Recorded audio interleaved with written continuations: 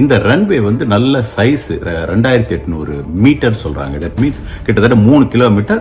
Good distance for இந்த மாதிரி ஒரு டைப்பான ஏர்கிராஃப்ட்டுக்கு அது நல்ல ஒரு டிஸ்டன்ஸ் தான். ரன்வே நீளமும் அதிகமாக இருக்குது, அதனால நம்ம மேனேஜ் பண்ணிடலான்னு வந்திருக்காங்க. சுற்றி வரும்போது வந்து இறக்கும்போது அதில் லேண்டிங் கியர் இறக்கப்படலை. அதே நேரத்தில் வந்து பார்த்தீங்கன்னா ஒரு சைடு மட்டும் ரிவர்ஸ் த்ரஸ்டர் வந்து போட்டிருக்கு. இன்னும் ஃப்ளாப்ஸுங்கிறது நான் சொல்லியிருப்பேன். அதாவது இறக்க போகும்போது கீழே தரையிறங்கிறதுக்கு முன்னாடி இந்த பின்னால் இருக்குது பார்த்தீங்களா, இதெல்லாம் வந்து கீழே இறங்கியிருக்கும். ஒவ்வொரு ஸ்டேஜாக இறங்கும். இது கிட்டத்தட்ட இந்த மாதிரி பெல்லி லேண்டிங்னு வரும்போது 40 வச்சிருக்கணும். 40னா அதை மேக்ஸிமம் வச்சிருக்கணும். மேக்ஸிமம் வச்சாதான் உங்களுக்கு இந்த பிளேன் வந்து ஸ்லோவாக பறக்கும். டச் டவுன் பண்ணும்போது ஈஸியாக ஸ்டாப் ஆகும். இந்த பர்டிகுலர் இன்சிடென்ட்ஸில் அந்த மாதிரி இறக்கல. இது வந்து ரொம்ப நேராகவே இருக்குது, இது இறக்கப்படலை.